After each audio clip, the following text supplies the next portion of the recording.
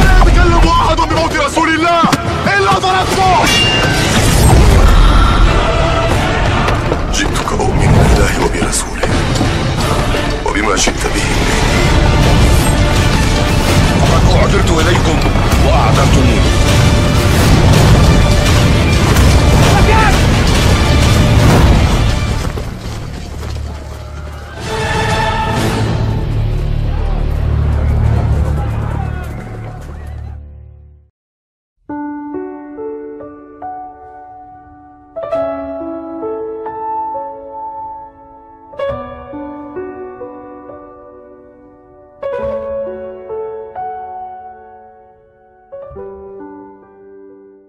Teman-teman saudaraku yang dirahmati Allah Subhanahu wa taala. Kali ini kita akan mengkaji tentang bagaimana suatu kaum, nasib suatu kaum itu akan berubah ya untuk meraih kemerdekaannya. Ya, diceritakan dalam Al-Qur'anul Karim bagaimana kisah tentang Bani Israel. Bagaimana Nabi Musa alaihi salam diutus oleh Allah Subhanahu wa taala untuk membawa dua misi sekaligus. Yang pertama adalah untuk menebarkan dakwah Islam, untuk menebarkan tauhid dan memberikan peringatan kepada Fir'aun. Dan yang kedua adalah sekaligus dengan misi itu menjadi satu kesatuan, yaitu untuk membebaskan ya bangsa Israel, Bani Israel itu dari belenggu penjajahan, dari belenggu penindasan, dari tirani kezaliman yang dilakukan oleh Fir'aun di masa itu. Teman-teman sahabat kaum muslimin dan muslimat yang dirahmati oleh Allah Subhanahu wa taala. Bagaimana Allah Subhanahu wa taala menceritakan tentang kisah Nabi Musa bersama kaumnya, yaitu ya Bani Israel ini. Menarik ya. Di dalam Al-Qur'an tentu banyak sekali kisah tentang Nabi Musa dan Bani Israel. Bahkan ya isi Al-Qur'an ini 2/3-nya itu adalah tentang kisah nabi-nabi dan umat-umat terdahulu. Dan dari mayoritas ayat-ayat yang berkisah, bercerita, menggambarkan perjuangan para dakwah para nabi dan rasul terdahulu itu, kisah Nabi Musa bersama kaumnya Bani Israel ini menempati porsi yang paling banyak ayat-ayatnya. Ya, kurang lebih ada sekitar 600-an ayat di dalam Al-Qur'anul Karim. Subhanallah. Ya, banyak sekali ayatnya. Subhanallah. 600-an ayat kalau kita hitung. Tertebar di berbagai macam surah-surah dalam Al-Qur'an. Baik di dalam surah-surah yang turun di periode Makkah atau Makkiyah sebelum Nabi hijrah, ya, dan surat-surat Madaniyah, yaitu surah Al-Quran yang Allah turunkan kepada Nabi Muhammad SAW di periode Madinah ketika beliau berhasil membangun negeri yang baldatun tayyibatun wa rabbun ghafur dalam bimbingan dan naungan perlindungan Allah Subhanahu wa taala. Dari antara episode-episode ya kisah-kisah sejarah Nabi Musa dengan Fir'aun ya yang menghadapi ujian dan cobaan yang luar biasa ini, kita akan mendapati saudara ya, itu episodenya yang paling menarik perhatian saya adalah dalam surah Al-Qasas. Subhanallah. Ya, saya dahulukan ini surat Al-Qasas ya daripada surah An-Naml. Ya, besok insya Allah dengan izin Allah kita akan mengkaji surat An-Naml tentang bagaimana peradaban yang telah merdeka itu mencapai puncak kejayaannya. Bangsa Israel ini mencapai puncak kejayaannya di tangan siapa? Nabi Sulaiman alaihi salam, seorang nabi sekaligus raja ya, sekaligus pemimpin formal ya di tengah-tengah bangsa Israel. Teman-teman yang dirahmati Allah Subhanahu wa taala, surah Al-Qasas ya, ini diawali dengan firman Allah Subhanahu wa taala, a'udzubillahi minasyaitonir rajim. Tasim mim tilka ayatul kitabil mubin. natlu 'alaika min naba'i Musa wa Fir'auna bil haqqi liqaumin yu'minun. Ya, inna Fir'auna 'ala fil ardi, ya, inna Fir'auna 'ala fil ardi wa ja'ala ahlaha syi'an yastad'ifu ta'ifatan minhum yudhabbihu abna'ahum wa yastahyi nisa'ahum innahu kana minal mufsidin wa nuridu an namunna 'alal ladzina istud'ifu fil ardi wa naj'alahum a'immatan wa naj'alahumul warithin. Allahu akbar. Wa numakkinu lahum fil ardi wa nuriya fir'auna wa hamana wa junudahuma, ya, minhum ma kanu yahdharun.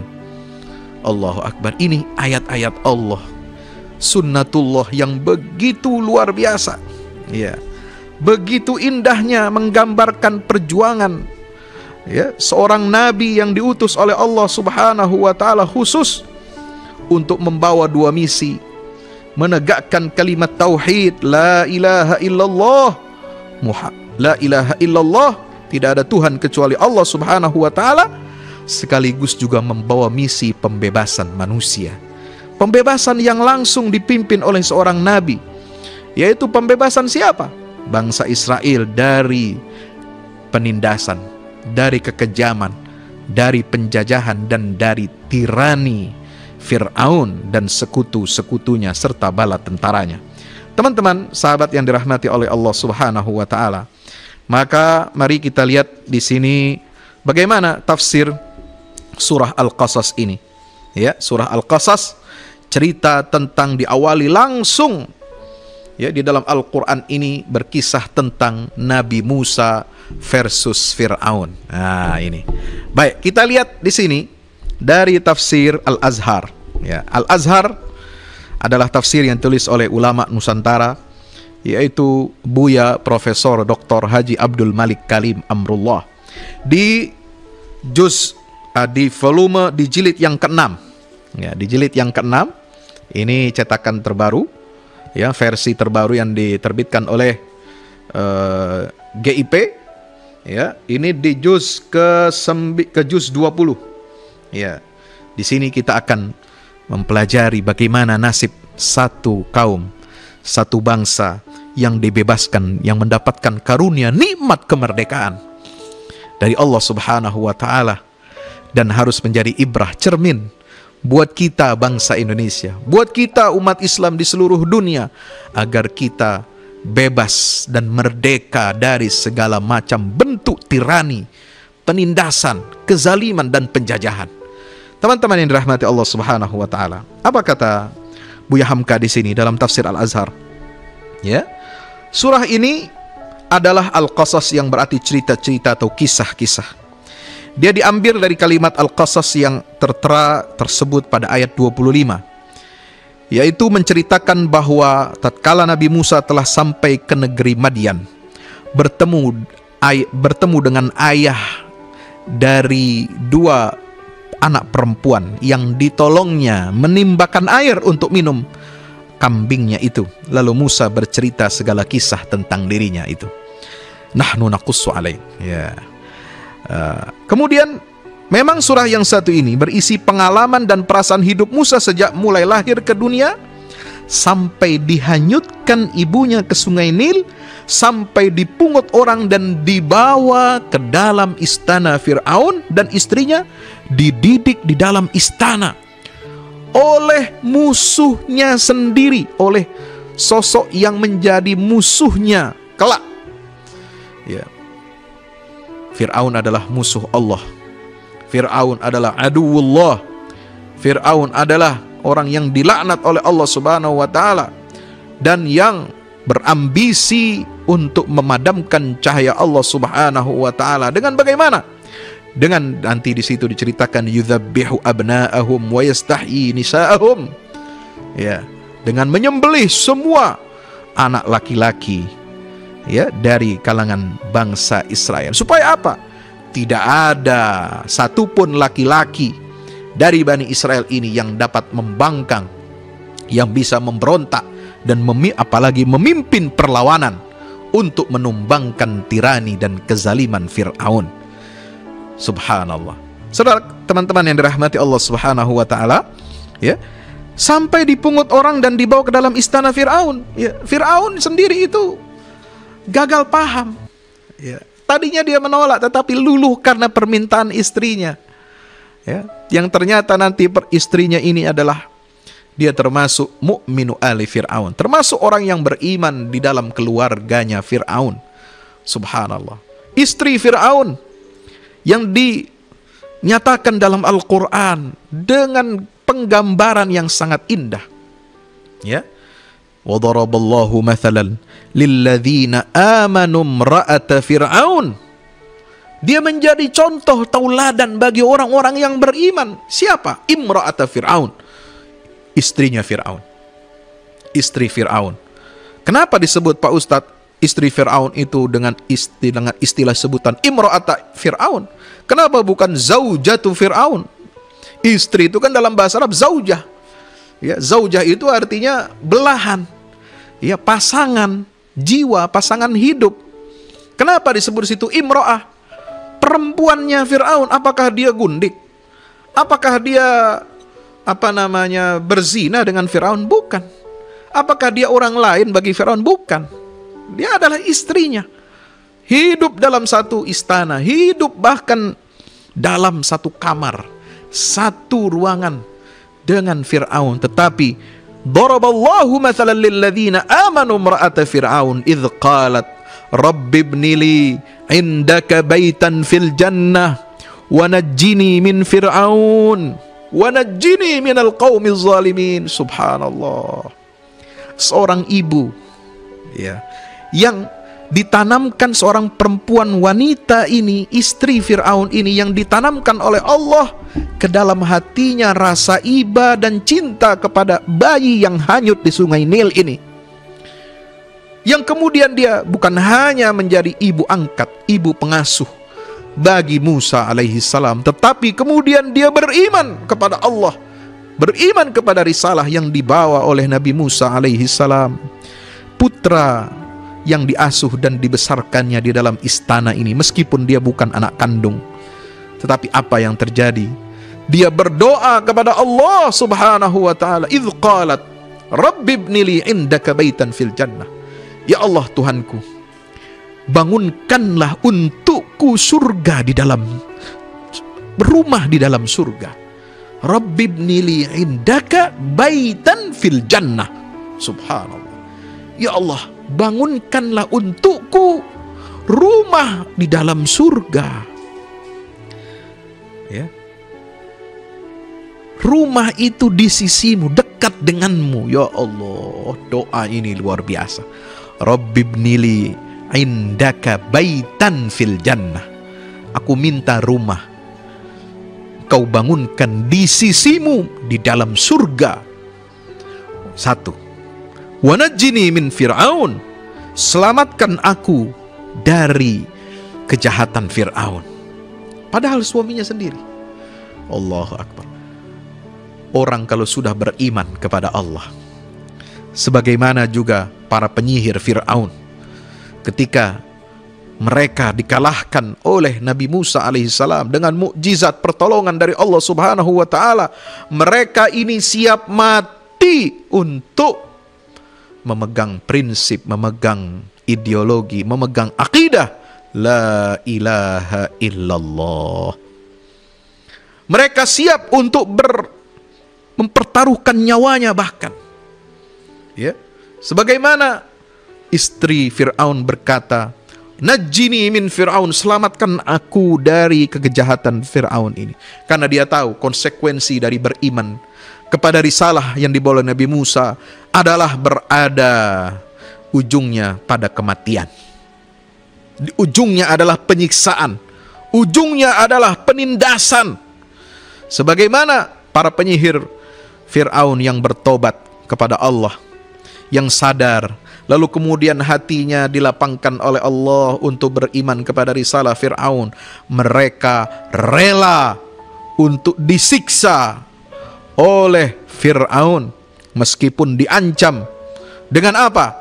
Ya, dengan mereka dihukum digantung disalib, ya, lalu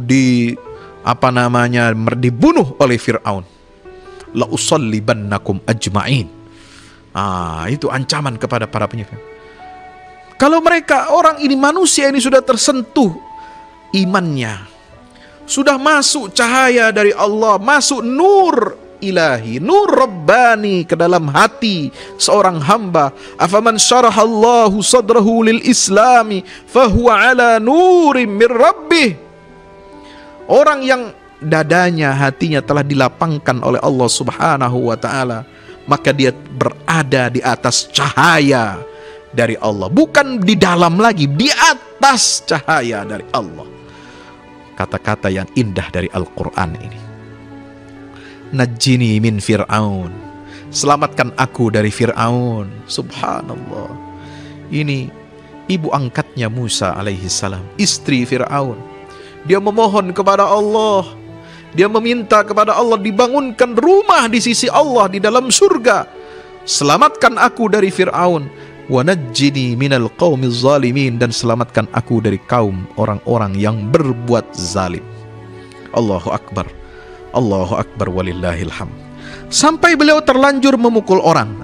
Jadi cerita Nabi Musa nanti di dalam surah Al-Qasas ini, ya, karena terlanjur memukul orang, kemudian lari sampai orang itu mati. Ini dari kaumnya Fir'aun, kaumnya bangsa Mesir pribumi. Karena, ya, bangsa Israel ini di Mesir itu bukan bangsa pribumi Mesir, ya, maka dia berkelahi, kemudian memukul orang itu bahkan sampai mati. Fawakazahu Musa faqada alaih. Maka lari, ya, melarikan diri ke negeri Madian. Nabi Musa menjadi penggembala kambing sebagai mas kawin dia di sana, dan kemudian pulang kembali ke Mesir. Setelah di Madian itu dia mendapatkan wahyu, ya, di Tur Sina dia mendapatkan wahyu dari Allah subhanahu wa ta'ala, ya. Idhab ila fir'auna innahu tagha. Idhaba ila fir'auna innahu tagha. Wahai Musa dan Fir'aun, pergilah kalian berdua kepada Fir'aun karena dia telah berbuat tughyan, melampaui batas. Faqula lahu qawlan layyinan la'allahu yatadhakkaru aw yakhsha. Ya, ini indahnya, ya, bagaimana dakwah Islam itu mencerahkan. Islam itu mencerahkan kalbu, sekaligus memerdekakan dan membebaskan. Jadi fungsi akidah tauhid ini, saudara-saudara, teman-teman, para pemirsa yang dirahmati Allah subhanahu wa ta'ala, fungsi Islam, fungsi tauhid ini betul-betul memberikan pencerahan ruhaniyah, ya, dan sekaligus juga pembebasan. Ya, ada kesetaraan, egalitarianisme, kesetaraan. Ada persaudaraan, ukhuwah insaniyah, ukhuwah islamiyah di dalam ajaran Islam. Ada pembebasan, liberation. Kalau bahasa Perancis liberation, liberation bahasa Inggrisnya, ya, liberté, ya, liberté bahasa Inggris, bahasa Perancis, liber itu bahasa Yunani. Ada apa? Fungsi membebaskan. Bukan bebas berarti menjadi liberal, bukan. Tapi meliberasi artinya membebaskan manusia ini dari belenggu sesama manusia, dari tirani kezaliman manusia, menuju penghambaan, menuju kemerdekaan hati dan jiwa. Hanya menyembah, hanya taat, hanya mencintai Allah subhanahu wa ta'ala. La ilaha illallah. Teman-teman pemirsa yang dirahmati Allah subhanahu wa ta'ala, Allah suruh dia kembali ke Mesir. Coba bayangkan, ya, sudah melakukan perbuatan tadi yang menurut hukum undang-undang di Mesir ini hukumannya berat, membunuh orang Mesir, apalagi dilakukan oleh pendatang, ya, itu karena hukumnya diskriminatif, itu hukumannya berat. Dia lari dari sana, dia menikahi putri Nabi Shu'aib, ya, kisah yang ada dalam surat Al-Qasas ini. Kemudian mendapatkan wahyu dari Allah, ya, berbicara langsung dengan Allah. Wa kallamallahu Musa taklima, ada di dalam surat ini. Subhanallah. Maka kemudian diperintahkan oleh Allah kembali ke Mesir. Coba bayangkan, sudah punya keluarga yang baik, punya istri cantik, punya anak, punya mertua yang baik, punya kampung, negeri yang melindungi beliau, ya, menjaga marwah, menjaga martabatnya. Subhanallah. Tapi Allah tidak kasih kendor. Nah, ada istilah jangan kasih kendor, bos. Allah nggak kasih kendor Musa. Hidup dalam dakwah ini bukan untuk bersenang-senang, bukan untuk bertatahkan emas berlian, bukan untuk berleha-leha, bukan untuk tidur-tiduran, bukan untuk jadi kaum rebahan. Berdakwah di jalan Allah sebagaimana kewajiban yang diberikan oleh Allah kepada Rasulullah SAW dan seluruh kaum muslimin di dunia adalah berdakwah. Ud'u ila sabili rabbika bil hikmati wal mau'izatil hasanah wajadilhum billati hiya ahsan.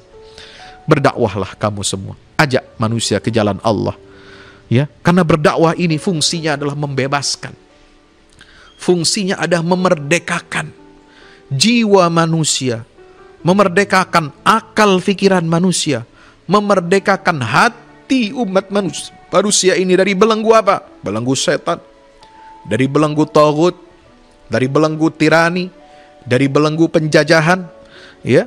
Ini yang menyebabkan semua manusia ini menjadi tersesat, menyebabkan manusia ini sengsara. Man arada an dzikri fa inna lahu ma'isyatan dhanka wa nahsyuruhu yaumal qiyamati a'ma. Subhanallah. Ya, teman-teman dirahmati Allah. Beliau malah disuruh kembali ke Mesir, berhadapan dengan Fir'aun. Wah, berhadapan dengan Fir'aun. Nanti Fir'aun bilang, Musa, lu kecil gue pungut, lu gue gedein di istana gue, lu gue yang biayain pendidikannya, lu yang gue kasih makan. Lu kok berontak sama gue? Nah, dia mulai mengungkit masa lalu, ya, menceritakan jasanya. Tapi bukan berarti Musa alaihi salam, ya, memberontak kepada orang yang pernah berjasa kepada dirinya. Ya, bukan berarti dia hendak menentang, bukan berarti dia tidak tahu balas budi. Justru dakwah ini adalah cinta. Dakwah Islamiyah ini adalah karunia dari Allah, rahmat dari Allah untuk menyelamatkan manusia ini dari lumpur kezaliman, dari lumpur kekufuran, dari kubangan kefasikan. Musa lakukan itu, tega tidak tega, dia harus lakukan itu atas perintah dari Allah. Untuk apa? Karena rasa cintanya kepada Fir'aun, ayah angkatnya sendiri, ayah asuhnya, ya. Dia perlakukan itu bukan untuk memberontak, bukan karena tidak tahu balas budi, tidak tahu balas jasa, tapi apa? Untuk menyelamatkan Fir'aun ini. Ayo, masuklah ke dalam agama Allah, tunduklah kepada hukum Allah, tinggalkan taghut, tinggalkan semua atribut-atribut kepalsuan tirani yang ada pada dirimu, wahai Fir'aun. Ya. Fir'aun berkata, ana rabbukumul a'la, akulah Tuhan kalian yang paling tinggi. Fir'aun berkata, ya, alaysa li mulku misra wa hadhil anharu tajri min tahti? Bukankah milikku kerajaan Mesir ini dengan seluruh isinya, dan sungai-sungai ini mengalir di bawah kekuasaan, di bawah perintahku? Kata Fir'aun. Maka diingatkan oleh Nabi Musa alaihissalam, jangan sombong. Ingatlah, engkau adalah hamba Allah, engkau adalah makhluk ciptaan Allah, engkau berasal dari sesuatu yang hina, engkau diberikan kekayaan, kekuasaan, kerajaan, kemampuan yang besar, itu semua karena Allah. Kembalilah kepada Allah, jangan kau zalimi manusia. Kemusyrikan itu identik dan digambarkan oleh Allah dalam Al-Quran pasti berbuat kerusakan dan dia menindas. Kemusyrikan itu, kekafiran itu menindas. Kemusyrikan dan kekafiran yang dilakukan oleh Fir'aun, yang dilakukan oleh Namrud, yang dilakukan oleh kaum Tsamud, yang dilakukan oleh kaum Ad, yang dilakukan oleh kaum Madian terhadap Nabi Syuaib, yang dilakukan oleh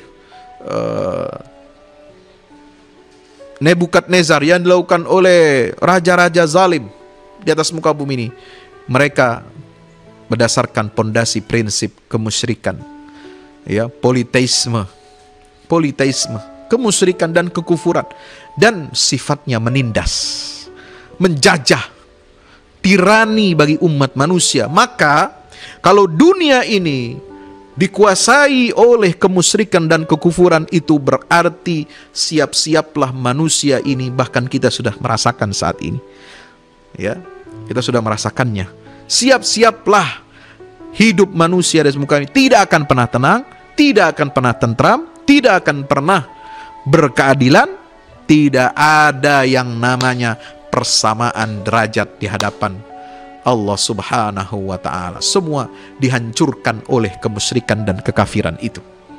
Kenapa? Karena sifat kekufuran dan kemusyrikan adalah tughyan, akan berbuat melampaui batas, akan menindas, ya, akan melemahkan, akan melakukan istid'af di atas muka bumi ini, penjajahan. Nauzubillah summa nauzubillah min zalik. Maka Nabi Musa mentaati perintah Allah, kembali ke Mesir, meninggalkan keluarganya, meninggalkan anak istri tercinta, ya, meninggalkan kesenangan duniawi untuk menyabung nyawa ini menghadapi Fir'aun ini. Allah, terkenal kezalimannya, terkenal kekejamannya. Dia berani, Musa ini, menghadapi Fir'aun seorang diri. Kemudian dengan doa, dengan harapan, permintaan Nabi Musa ini kepada Allah, ya, waj'alli waziran min ahli Harun akhi. Ya Allah, jadikanlah aku seorang wazir, seorang teman yang dapat merawat, yang dapat mengingatkan, yang dapat memberi aku ketenangan dan kesejukan hati, yaitu Harun, Nabi Harun. Subhanallah. Ini dia, inilah yang dilakukan Nabi Musa menghadapi Fir'aun yang begitu kejam, sombong, takabur, merasa dirinya penguasa dunia, merasa dirinya sebagai Tuhan yang paling tinggi, ya, na'udzubillah summa na'udzubillah min zalik, dihadapi, ya. Bagaimana kalau itu, ya, dilakukan oleh Nabi Musa? Sebagaimana sampai akhirnya terbelah laut, yang dikisahkan pula dalam surah-surah yang lain. Tetapi yang ada dalam surah Al-Qasas ini lengkap kisah perjuangan Nabi Musa daripada surah-surah yang lain. Ya, lalu di surah ini juga di penutupnya ada sebuah kisah, itu Qarun, seorang di antara kaum Musa setelah mereka merdeka dari pengaruh Fir'aun dan seterusnya. Maka bertemulah di sini dua kisah untuk perbandingan, yaitu apa? Kisah manusia yang gila kebesaran. Ya, hati-hati di antara kita, hati-hati jangan sampai ada di antara kita ini, apalagi yang bisa menjangkiti pemimpin-pemimpin, penguasa-penguasa dunia, penguasa-penguasa di negeri kaum muslimin. Jangan sampai dijangkiti oleh satu virus penyakit yang namanya gila kekuasaan, gila kebesaran, ada waham kebesaran dalam dirinya. Nauzubillah min zalik, ya, yang disimbolkan, yang diwakili oleh Fir'aun, laknatullah alaih. Dan kisah tentang seorang anak manusia yang gila harta. Satu gila jabatan, gila kekuasaan, waham kebesaran.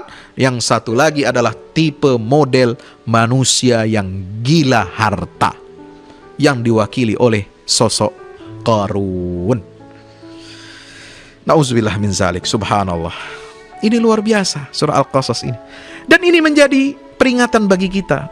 Kalau kita ingin menjadi hamba Allah yang merdeka, kalau kita ingin menjadi bangsa yang merdeka, kalau ingin menjadi umat yang merdeka, maka dengan modal tauhid kepada Allah, la ilaha illallah, kita akan merdeka, kita akan bebas dari jerat, dari penjajahan dan dari tirani manusia-manusia yang melakukan kekejaman dan penindasan di muka bumi ini karena dua dorongan. Satu, karena gila kebesaran, jabatan, dan kekuasaan. Dan yang kedua, karena gila harta, menumpuk kekayaan yang menyebabkan seorang itu dapat berbuat tughyan di atas muka bumi ini, melampaui batas. Wal iyazubillah. Ya. Maka teman-teman dirahmati Allah, kedua-duanya sama nasibnya, kata Buya Hamka. Kalau tergila-gila Fir'aun kepada kebesaran, dia tidak memedulikan lagi nilai-nilai kedudukan, hanya ketundukan hanya kepada Allah yang Maha Kuasa. Dia telah merasa dirinya jadi Tuhan pula, merasa tidak ada manusia yang akan dapat menantangnya lagi. Demikian pula Qarun. Qarun setelah kekayaannya terkumpul di tangannya, dia merasa bahwa dia telah sampai ke puncak prestasi. Tidak ada lagi orang yang akan dapat mengatasi atau mengalahkan dia. Namun akhir kesudahan dari kedua kegilaan itu sama saja. Ya, Buya Hamka dalam tafsir Al-Azhar, subhanallah, canggih, indah, ya, sangat mempesona. Tidak ada lagi akhir kesudahan dari kedua kegilaan itu sama saja. Yaitu apa? Sama-sama jatuh dengan tidak disangka-sangka, sama-sama karam tenggelam dan tidak bisa bangkit kembali. Ya, Fir'aun tenggelam di mana? Laut Merah. Qarun tenggelam di mana? Kalau tadi di dasar lautan, Qarun di dasar bumi, di perut bumi, likuifaksi. Nah, ini realitas baru, fakta baru yang menjelaskan kebenaran Al-Quran. Fakhasafna bihi wa bidarihil arda. Bencana khasaf. Khasaf itu adalah bumi bergerak, ya, yang tadinya padat menjadi lembek, lalu kemudian menarik, ya, membawa turun semua benda bangunan yang ada di atasnya, lalu masuk ke dasar tanah, lalu itu tanah bumi itu lalu menimbun lagi, ya, apa yang sudah ada di bawahnya. Itulah seperti yang sempat kita saksikan dalam bencana gempa yang disusul dengan bencana likuifaksi. Dalam Al-Quran sudah digambarkan. Subhanallah, satu tenggelam di laut, satu dibenamkan tenggelam di daratan. Tidak ada yang dapat menolongnya. Fama kana lahu min fi'atin yansurunahu min dunillah. Tidak ada, ya, pengawal yang bisa menolong. Tidak ada bodyguard yang bisa menolong. Tidak ada punggawa yang bisa menolong. Tidak ada jenderal yang bisa menolong. Tidak ada polisi yang bisa menolong. Tidak ada teman, tidak ada kawan, tidak ada karib, tidak ada kelompok yang menolong kalau Allah sudah membinasakan seseorang, membinasakan satu kaum, saudara. Teman-teman dirahmati Allah, kedua-duanya, Fir'aun dan Qarun, telah sama-sama berbuat sekendak hati. Tegak tidak tersundak, tidak ada yang akan menghalangi. Fir'aun membanggakan kekuasaan dan Qarun membanggakan harta bendanya. Ya, ini hati-hati, ya. Bahkan Qarun pernah mengatakan nasib baik yang tertimbun atas dirinya bukan karena takdir dari Allah, tetapi berkat usaha tangannya sendiri dan ilmu pengetahuan yang ada padanya. Qala innama utituhu ala ilmin indi. Ingat firman Allah dalam surat Al-Qasas. Dengan sombong bangga Qarun mengatakan, ini semua kekayaan saya itu, kekayaan yang berlimpah ruah itu, ya, kekayaan yang simpanan kekayaannya saja, asetnya saja, uangnya, emasnya, benda-bendanya yang berharga, surat-suratnya, surat-surat obligasinya, surat depositonya, surat ini itu dan sebagainya, surat tanah, semuanya berada dalam satu berbendaraan, ya, di satu tempat, banyak tempat yang kunci-kuncinya saja tidak bisa dibawa, bebannya terlalu berat di tangan atau dibawa, diangkut oleh laki-laki yang bertubuh kekar.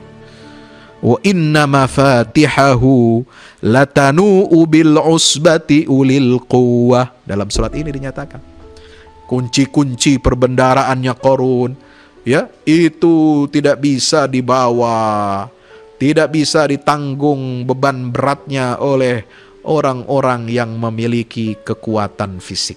Allahu Akbar. Namun bagaimana saudara, teman-teman dirahmati Allah, kedua-duanya sama-sama runtuh, hancur dan tenggelam. Dan bila mana telah tenggelam, maka orang-orang yang tadinya berkerumun memuja dan memuji, ya, tidak mendekati lagi dan tidak dapat menolong mereka lagi. Dulu dia dikelilingi oleh dayang-dayang, dikelilingi oleh, ya, tim work, dikelilingi oleh staf ahli, dikelilingi oleh pengawal-pengawal, ya, security, keamanan, dikelilingi oleh siapa lagi? Ya, oleh orang-orang yang dicintai, oleh sanak kerabat, oleh teman-teman yang memiliki kepentingan interest. Tapi kalau orang itu telah mendapatkan musibah dan bencana dari Allah, tidak ada satupun yang mau mendekat dan mereka tidak akan menolong saudara. Nauzubillah min zalik. Inilah nasib yang Allah gambarkan bagi kita. Ya, dua sosok yang sombong, yang taghut. Dua sosok itu adalah Fir'aun yang gila kekuasaan, gila jabatan, gila kebesaran. Dan yang satu lagi adalah Qarun yang gila harta benda dan mempertuhankan harta benda itu. Nauzubillah min zalik. Teman-teman, para pemirsa yang dirahmati Allah Subhanahu wa taala, di samping mengemukakan kedua kisah nyata itu, kaum yang masih musyrik di negeri Mekah itu pula diberi peringatan atas perlindungan yang diberikan Allah kepada mereka karena berdiam di tanah haram, di tanah suci Mekah, tanah yang dipelihara Allah, dijamin keamanannya oleh Allah. Sejak zaman Nabi Ibrahim diperingatkan kepada mereka bahwa keamanan yang telah ditanamkan Allah atas tanah haram itu sejak zaman nenek moyang mereka tidaklah akan mereka rasakan lagi kalau kiranya di jiwa mereka sendiri tidak ditanamkan keimanan terlebih dahulu. Meskipun bagaimana amannya tanah haram, mereka akan tetap dalam kekacauan jiwa kalau mereka masih menjauhkan diri dari Tuhan yang Maha Esa, kalau Allah masih mereka persekutukan dengan yang lainnya. Allahu Akbar. Ini hebat, ya. Surah Al-Qasas ini luar biasa, teman-teman pemirsa yang dirahmati Allah Subhanahu wa taala. Surah Al-Qasas ini luar biasa, mengingatkan pentingnya nikmat kemerdekaan, di mana pangkal kebebasan dan kemerdekaan itu adalah tunduk kepada hukum Allah, tunduk kepada protokol Allah, tunduk kepada aturan syariat Allah Subhanahu wa taala. Tidak kaum Fir'aun, tidak kaum yang memuja dan memuji Qarun, tidak kaum yang berdiam di atas tanah haram Makkah yang sudah dijamin keamanannya oleh Allah Subhanahu wa taala sejak Nabi Ibrahim alaihi salam. Rabbi ja'al hadha baladan amina warzuq ahlahu minas thamarati la'allahum yashkurun. Bukankah Nabi Ibrahim selalu berdoa kepada Allah, ya Allah, jadikan tanah haram ini sebagai tanah negeri yang aman. Meski demikian, meski Allah telah berikan keamanan, meski Allah wujudkan janjinya kepada doa Nabi Ibrahim yang telah berdoa begitu luar biasa memohon keamanan untuk tanah haram, untuk tanah suci Makkah ini, ya, tetapi tetap mendapatkan ancaman Allah. Allah tetap mengancam mereka. Bukan berarti jaminan itu adalah cek kosong. Ingat, ya, wahai penduduk Makkah, jaminan doa yang diberikan oleh Nabi Ibrahim kepada Allah Subhanahu wa taala, lalu Allah jaminkan keamanan itu karena permohonannya Nabi Ibrahim, nenek moyang kalian. Bukan berarti itu cek kosong. Selama kalian falyabudu rabb hadzal bait, selama kalian menyembah, mentauhidkan Allah, pemilik Ka'bah ini yang dibangun, dipugar, disempurnakan oleh Nabi Allah Ibrahim alaihissalam. Selama itulah kalian akan aman, tenang, damai, tentram, dan tidak akan diazab oleh Allah Subhanahu wa ta'ala. Tetapi ingat, wahai penduduk Makkah, ini kisah yang ada dalam surah Al-Qasas.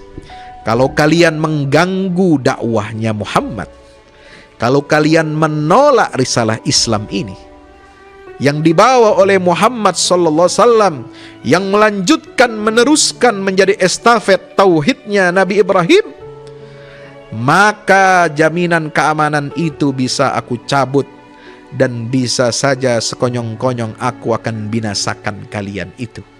Tetapi wama arsalnaka illa rahmatan lil alamin. Allah utus Nabi Muhammad ini untuk menjadi rahmat bagi seluruh alam semesta. Ya, ini ancaman kepada penduduk Makkah. Itu adalah untuk memberikan peringatan kepada mereka agar kembali ke jalan Allah, agar bertaubat kepada Allah Subhanahu wa ta'ala, dan tidak menjajah, tidak menindas dakwah Islam yang dibawa oleh Nabi kita Muhammad sallallahu alaihi wasallam. Jadi kalau tidak ada tauhid, kalau tidak ada iman, maka tidak ada kemerdekaan. Saudara, ini yang harus kita tanamkan dalam hati kita, dalam jiwa kita, dalam diri kita. Bangsa Indonesia tidak akan merdeka, tidak akan tenang bangsa ini. Negara ini tidak akan pernah makmur, tidak akan pernah bisa mencapai kejayaannya kalau bangsa ini meninggalkan tauhidullah. Kalau bangsa ini kufur terhadap nikmat Allah Subhanahu wa ta'ala yang berulang kali disebutkan di dalam surah An-Nahl 1:12. Wa daraballahu mathalan qaryatan kanat aminatan mutmainnah ya'tiha rizquha ragadan min kulli makan fakafarat bi an'amillah fa'adzaqaha Allahu libasal ju'i wal khaufi bima kanu yasna'un. Ya, ini ayat sudah kita terangkan dalam Living Quran di episode-episode sebelumnya. Allahu Akbar. Bagaimana kita mau menjadi negeri yang aman, aminah, mutmainnah, yang tentram? Ya'tiha rizquha ragadan min kulli makan, datang dari semua penjuru rezekinya itu berlimpah ruah. Tapi kita kufur kepada Allah. Fakafarat bi an'amillah. Kalau kita ingkar dan kufur kepada Allah, maka Allah akan timpakan kita siksa, pakaian kelaparan dan ketakutan. Nauzubillah min dzalik. Artinya apa? Kita tidak akan merdeka. Kita sekali-kali bangsa kita, bangsa Indonesia atau bangsa-bangsa muslim di dunia negara-negara lainnya tidak akan merdeka, tidak akan bebas dari penjajahan asing selama kita tidak merawat keimanan dan ketakwaan kepada Allah Subhanahu wa ta'ala. Teman-teman yang dirahmati oleh Allah Subhanahu wa ta'ala, maka itu disinilah pentingnya kita menjaga dan merawat kemerdekaan republik kita ini dengan nilai-nilai iman dan takwa. Iman dan takwa itulah sendi, pondasi yang tidak bisa ditawar-tawar. Ya, negara ini kata pasal 29 konstitusi kita, negara berdasarkan ketuhanan yang Maha Esa. Subhanallah. Negara bersendikan paham tauhid. Ya, ini tidak bisa diotak-atik. Jangan diganti-ganti lagi dengan ketuhanan yang macam-macam, yang ingin menjauhkan dari nilai-nilai Islam, yang menjadi cahaya pelita hidup bagi kita bangsa Indonesia untuk meraih kejayaan, meraih kemakmuran, meraih kedaulatan, meraih kebebasan yang hakiki menuju baldatun thayyibatun wa rabbun ghafur. Maka di dalam surah Al-Qasas ini, ayat pertama setelah dibuka dengan Tasimim, Allah berfirman, tilka ayatul kitabil mubin. Ya, ini adalah ayat-ayat kitab yang nyata. Ya, yang nyata itu artinya apa? Yaitu Al-Quran. Kenapa Al-Quran itu disebut kitab yang nyata? Karena dia adalah kitab yang nyata, yang jelas dan tidak sukar untuk dibaca. tidak sukar untuk diartikan, dan tidak sukar untuk dipahamkan. Quran ini mudah difahami, ya, mudah difahami, tidak sulit untuk kita baca, untuk kita pahami. Tetapi banyak di antara kita yang tidak mau paham, banyak di antara kita yang nggak mau baca. Ini persoalannya, ini problemnya sebenarnya, ya. Ya, bukan berarti Quran nggak bisa dibaca. Pak Ustadz, saya belajar baca Quran bisa cepat. Pak Ustadz, anak saya bisa baca Al-Quran. Ada metode khusus ini itu. Ada metode menghafal Quran cepat Pak Ustadz, bisa 6 bulan, 1 tahun. Betul. Karena Al-Quran adalah Al-Kitabil Mubin, kitab yang nyata, yang mudah, tidak sulit, tidak sukar dipahami, tidak sukar untuk dibaca, dan tidak sulit untuk dihafalkan. Maka banyak anak-anak yang menghafal Quran, subhanallah. Barang siapa yang membaca dan mendengarkannya, baik bangsa sendiri sebagai penyambutnya yang pertama, ataupun dia bukan Arab tetapi belajar bahasa ini, dia akan merasakan bahwa ayat-ayat ini terang, jelas, dan nyata, tidak sukar untuk dipahamkan. Nah, inilah dibuka ayat ini. Dengan ayat ini kisah bagaimana kemerdekaan suatu bangsa dimulai dari apa? Dari kitabullah, dari Al-Quran. Al-Quran inilah yang menjadi pedoman kita, Quran yang menjadi penyelamat kita, Quran yang menjadi pembimbing hidup kita untuk meraih kemakmuran, meraih kejayaan, meraih keadilan, meraih, ya, kedaulatan, meraih kesejahteraan. Al-Quran inilah yang harus kita pegang erat-erat. Teman-teman dirahmati Allah, natlu alaika min nabai Musa wa Fir'aun bil haqqi liqaumi yu'minun. Kami bacakan kepada engkau berita tentang Musa dan Fir'aun, subhanallah, bil haqq, ya, dengan berita yang benar, dengan kabar yang benar, liqaumin yu'minun, untuk kaum yang beriman. Inna Fir'auna ala fil ardi wa ja'ala ahlaha syi'a.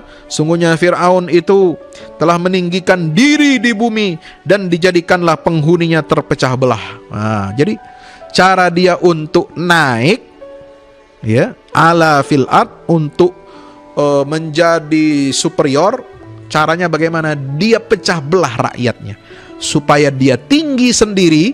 Dia belah dengan taktik belah bambu, supaya musuhnya, lawannya, oposisinya mendem, hancur. Cuma dia sendiri yang tinggi. Maka dia hancurkan, dia belah rakyat itu, dipecah belah.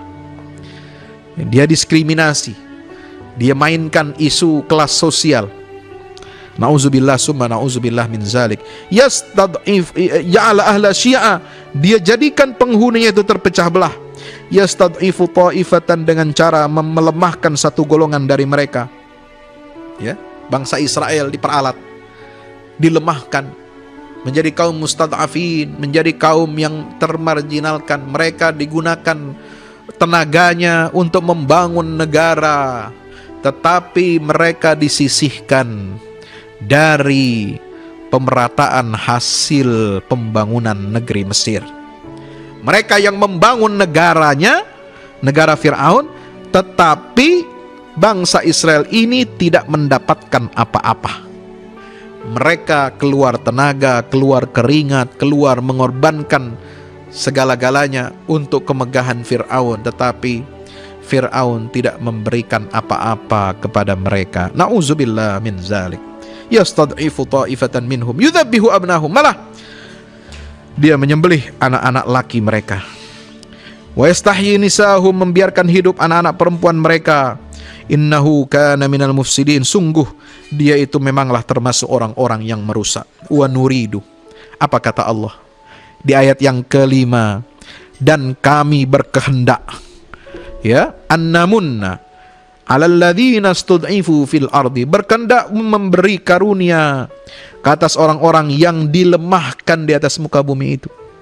Allah tidak memberikan nikmat karunia kepada orang-orang yang dilemahkan. Orang-orang mustad'afin Allah angkat derajatnya. Ya, kalau yang mustad'afin ini benar-benar solid, benar-benar bersatu, benar-benar beriman, benar-benar bertakwa kepada Allah Subhanahu wa taala, dan mengikuti petunjuk dari Allah dan Rasul-Nya. Wa nuridu an namunna 'alal ladzina istud'ifu fil ard wa naj'alahum a'immah, dan hendak kami jadikan mereka itu pemimpin-pemimpin. Wa naj'alahumul warithin, dan hendak kami jadikan mereka itu penerima waris. Wa numakkinu lahum fil ard, ayat 6, dan hendak kami kukuhkan kedudukan mereka di muka bumi ini. Wa nuriya fir'auna, dan kami hendak perlihatkan kepada Fir'aun, wa Hamana, dan Haman, wa junudahuma, dan bala tentara keduanya, minhum ma kanu yahdharun, dari mereka itu semua apa yang mereka khawatirkan. Jadi Allah dengan apa yang menimpa Bani Israel, ada hikmah, ada rahmat di balik musibah. Ya, istilah orang cek orang Sunda mah, ya, kata orang Barat itu apa? Blessing in disguise. Ada rahmat kasih sayang Tuhan di balik musibah, di balik bencana. Ya, ada blessing. Ya, ada blessing. Ya, di balik bencana disguise-nya apa? Oh, bangsa Israel dijajah, ditindas, disiksa, dihinakan, dinistakan. Ya, diperas tenaganya, diperas keringatnya, ya, jadi bantalan Fir'aun, jadi keset kakinya Fir'aun, ya, jadi tempat, jadi punggung, ya, Fir'aun untuk menaiki tangga-tangga kebesaran. Begitu hina Bani Israel pada saat itu. Begitu berat ujian yang diterima oleh Nabi Musa alaihissalam. Ya, begitu beratnya, sampai itu kemudian Allah jadikan sebagai rahmat dan blessing in disguise. Ya, rahmat yang tersembunyi di balik musibah. Apa rahmat itu? Rahmat itu setelah musibah, setelah dilemahkan, ya, setelah dipecah belah, setelah anak laki-lakinya dibunuhi, setelah mereka dirusak tatanan kehidupannya oleh Fir'aun. Nah, di balik itulah Allah memberikan, di balik ujian itu Allah memberikan karunia rahmat. Kami hendak menjadikan orang-orang yang dilemahkan itu, ya, sebagai apa? Pemimpin dan pewaris bumi ini. Allahu Akbar. Ya, dan kami kokohkan kedudukan mereka di muka bumi ini. Dan kami perlihatkan kepada Fir'aun dan Haman serta bala tentara keduanya itu, ya, apa yang mereka khawatirkan dari mereka semua. Ya Allah, Fir'aun gak nyangka, ya, dia sedang membesarkan, dia sedang, ya, memelihara anak macan, ya, kecil. Ketika kecil anak macan itu tidak berbahaya, tapi ketika besar macan itu bisa menerkam, bisa memangsa tuannya sendiri, pemiliknya sendiri. Nauzubillah min zalik. Ya. Memang saudara yang dirahmati Allah, ini tidak dirasakan sedikit pun, tidak dirasakan bahayanya Musa ini bagi Fir'aun ketika dia masih kecil, masih bayi. Allah tutup perasaan itu. Allah buat Fir'aun ini lalai dari ancaman itu yang ada di depan matanya, yang dia besarkan sendiri Musa. Ini seolah-olah sedang membesarkan anak macan, anak singa, anak harimau, yang satu saat ketika dia besar nanti akan melumat dan menerkam tuannya sendiri. Allahu Akbar walillahil hamd. Ya, itu diperlihatkan oleh Allah. Haman yang sombong. Ya, Haman itu, ini hulu balangnya, panglima perangnya Fir'aun. Ya Hamanu ibnili sarhan la'alli ablughul asbab fa'attali'a ila ilahi Musa wa inni la'azunnuhu kadhiba. Wahai Haman, ya, buatlah bangunan tinggi, sarhan, bangunan yang tinggi, pencakar langit yang tinggi, la'alli ablughul asbab, supaya aku bisa naik ke atas ketinggian bangunan itu, Fattali'u ila ilahi Musa, supaya aku bisa melihat mana itu Tuhannya Musa. Wa inni la'azunnuhu minal kadhiba, dan aku mengira bahwa dia adalah pendusta. Saudara, teman-teman dirahmati Allah Subhanahu wa taala. Sebentar. Mas, tolong buka. Ya. Teman-teman yang dirahmati Allah Subhanahu wa taala, inilah yang dirasakan nanti Haman itu akan hancur bersama Fir'aun. Inna Qaruna wa Hamana wa junudahuma kanu khati'in. Mereka semua akan ditenggelamkan oleh Allah Subhanahu wa taala, dan Allah menyempurnakan tanda kekuasaan dan tanda kebesarannya. Apa yang mereka khawatirkan itu ternyata terjadi. Mimpi bahwa Fir'aun akan dihabisi oleh siapa? Oleh seorang anak Bani Israel. Mimpi dia itu ternyata na'udzubillah min zalik terbukti saudara. Dia dihancurkan oleh Allah Subhanahu wa taala dengan tangan seorang pemuda bernama Musa alaihi salam, yang memimpin kebangkitan kaumnya Bani Israel, yang memimpin mereka untuk keluar dari penjajahan dan penindasan kejahatan dan kezaliman Fir'aun. Tidak disangka pemuda itu dulunya adalah bayi kecil, bayi mungil, bayi yang ganteng, yang menarik hati Fir'aun dan istrinya kala itu ketika hanyut di sungai Nil dan ditemukan oleh dayang-dayang Fir'aun. Allahu Akbar. Wa nuriya Fir'auna wa Hamana wa junudahuma minhum ma kanu yahdharun. Mereka tentara-tentara Fir'aun dan Haman yang selama ini menghina, selama ini menyiksa, selama ini menindas Bani Israel, mereka semua telah gigit jari, telah merasakan azab dari Allah Subhanahu wa ta'ala. Demikian, mudah-mudahan bermanfaat bagi kita semuanya.